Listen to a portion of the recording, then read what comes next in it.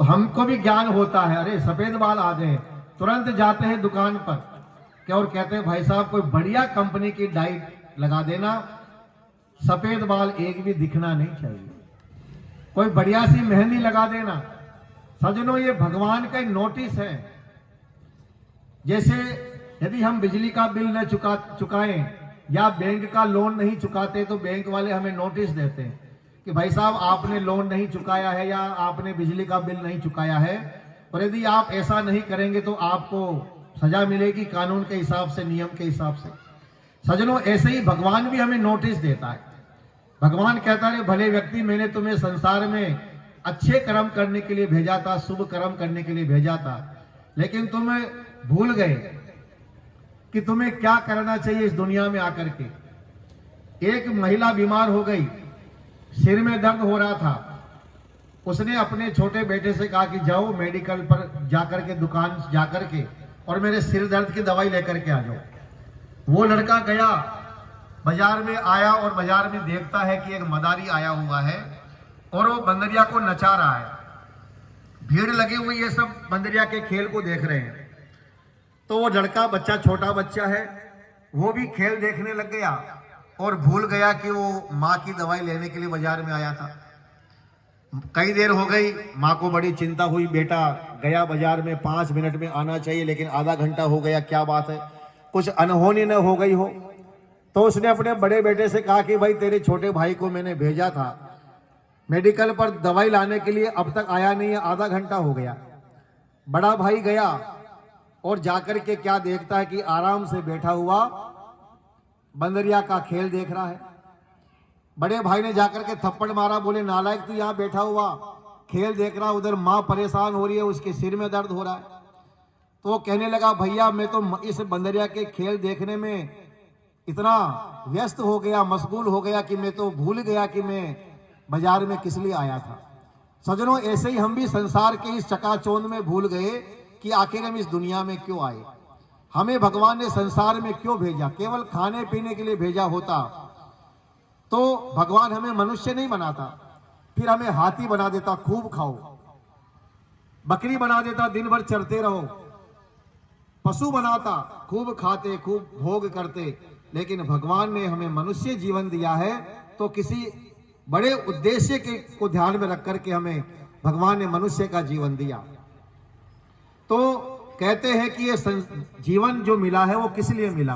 भगवान का नोटिस आया, पहला नोटिस कि सफेद बाल हो गए हैं, ये पहला नोटिस है। इस आदमी ने क्या किया, गया दुकान पर जाकर के डाई करवा ली और उस भगवान के नोटिस को भी फाड़ करके फेंक दिया, बोले हमें कोई चिंता नहीं है। भगवान कहते हैं अच्छा, पहला नोटिस दिया था उसकी तरफ ध्यान नहीं दिया इसने, दूसरा नोटिस फिर भगवान हमें देता है और बालों के नीचे आंखें हैं, आंखें कमजोर होना शुरू हो जाती, दिखना कम हो गया। भगवान सोचता शायद अब ये सुधर जाएगा, अब तो इसकी आंखें भी कमजोर मैंने कर दी है। वो सोचता भगवान आप नोटिस दे रहे हो लेकिन मुझे इसकी कोई परवाह नहीं है। जाता है डॉक्टर के पास में, कहता है कि डॉक्टर साहब आजकल थोड़ा सा दिखाई कम देने लगा। डॉक्टर कहते हैं भाई साहब आपके चश्मा लगेगा। तो कहने लगा डॉक्टर साहब से कि डॉक्टर साहब चश्मा ऐसा बनाना कि मुझे दिखे भी अच्छा और मैं दिखूं भी अच्छा, दोनों ही काम बढ़िया होने चाहिए।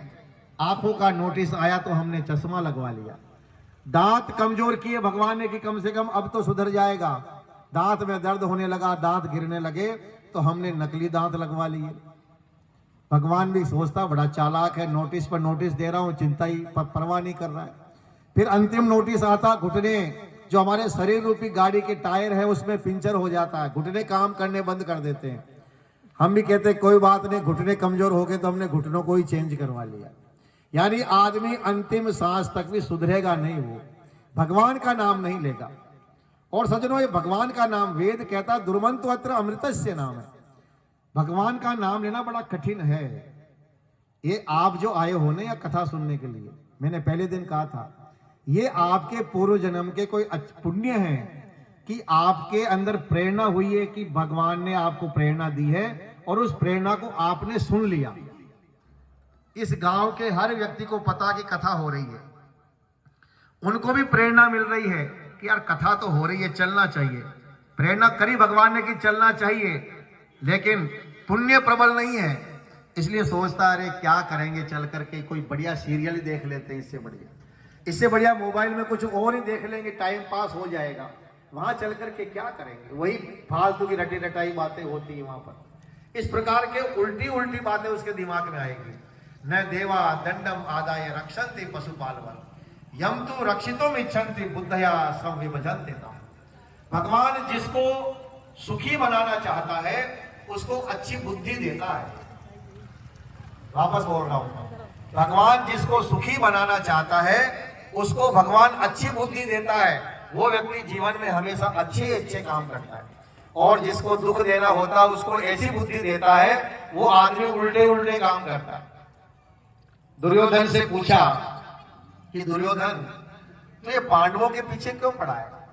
तेरे पास में इतना बड़ा राज्य है, तेरे 100 भाई, इतना अच्छा तेरा परिवार, तू आराम से रहे, उनको भी आराम से रहने दे। तूने जब से बेचारे पांडव यहाँ आए हैं बचपन से लेकर के तो इनको परेशान कर रहा। भीम को जहर दे दिया, पांडवों को तुमने लाक्षागृह में जलाने के लिए भेज दिया, और अब तो तुमने उनको जुए में भी झूठ से छल कपट करके तुमने हरा दिया, उनको 12 साल जंगल में रहना पड़ा, और अब भी तो उनको राज्य नहीं दे रहा है। तेरे अंदर ये भावना क्यों पैदा हो रही है? तू जानता नहीं है तू कितना गलत काम कर रहा है। तो सज्जनों, दुर्योधन ने जवाब क्या दिया वो समझिए। दुर्योधन कहता है कि मैं जानता हूं, जानामि धर्मम न च मे प्रवृत्ति। मैं जानता हूं कि सही क्या और गलत क्या है। मैं ये जानता हूं कि मैं गलत कर रहा हूं पांडवों के साथ में, लेकिन मेरी धर्म में रुचि नहीं है।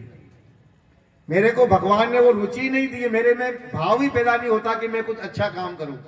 जानामि अधर्मम न च मे प्रवृत्ति, और मैं जानता हूं कि अधर्म क्या, पाप क्या है, लेकिन मैं इससे निवृत्त नहीं हो सकता, इसको मैं छोड़ नहीं सकता।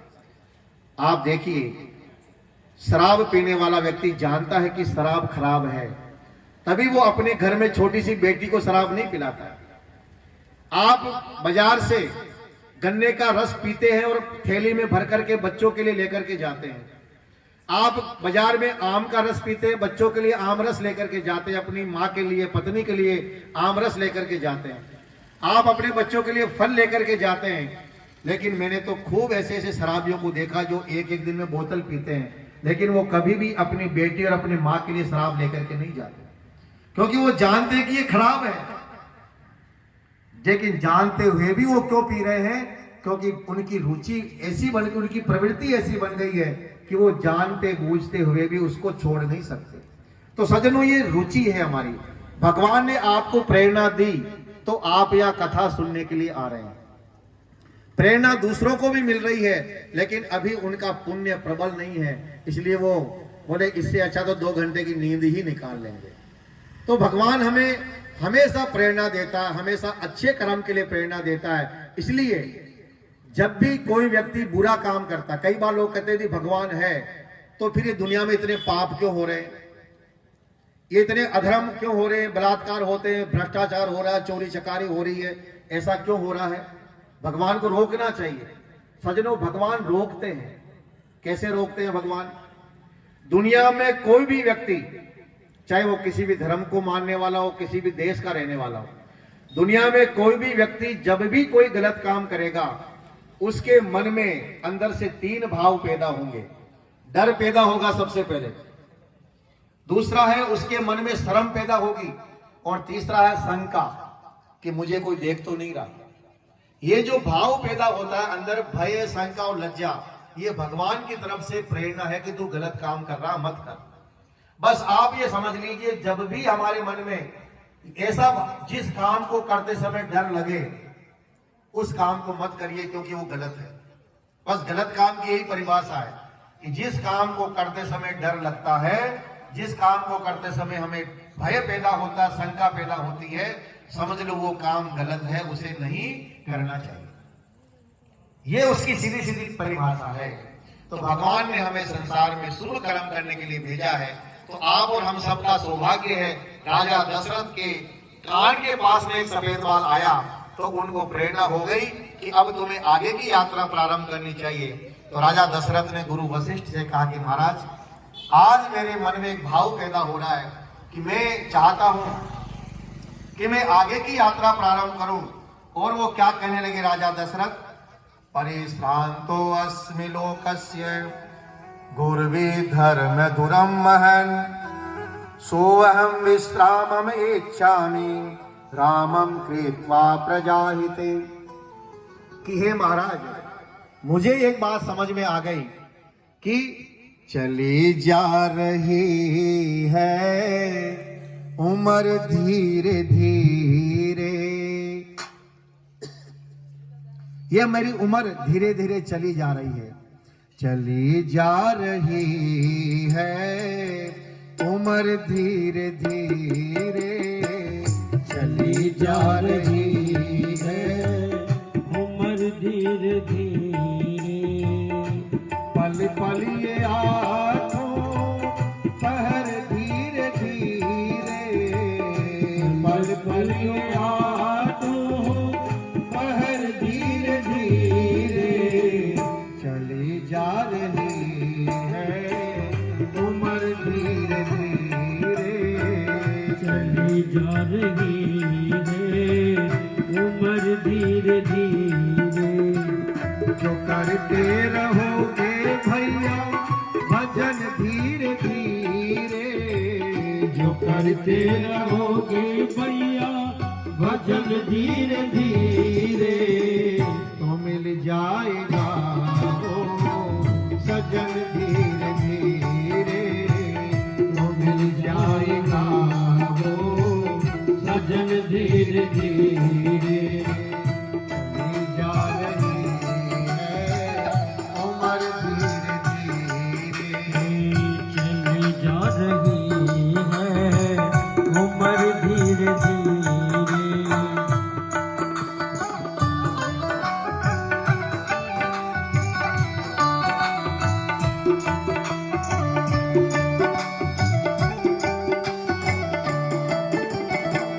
बचपन भी जाए जवानी भी जाए, बचपन भी जाए जवानी भी जाए।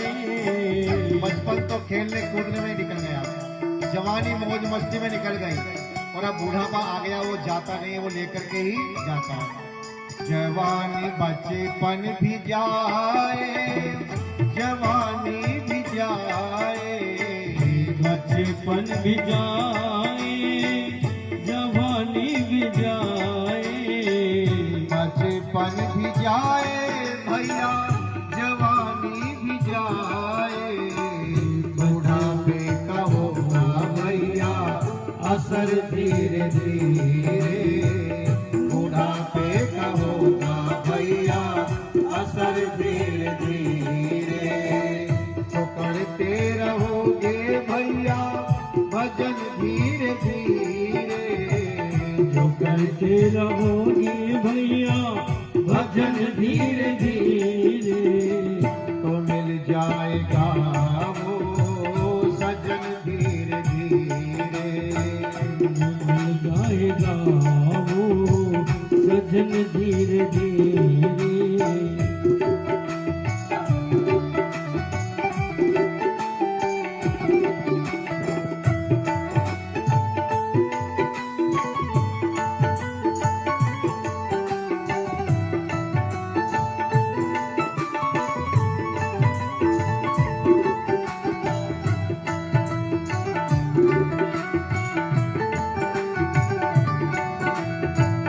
तेरे हाथ पाँव में बल ना रहेगा, तेरे हाथ पाँव में बल ना रहेगा, तेरे हाथ पाँव में बल ना रहेगा, तेरे हाथ पाँव में बल ना रहेगा, झुकेगी तुम्हारी कमर धीरे धीरे, झुकेगी तुम्हारी कमर धीरे धीरे, चली जा रही है उम्र धीरे धीरे, चली जा रही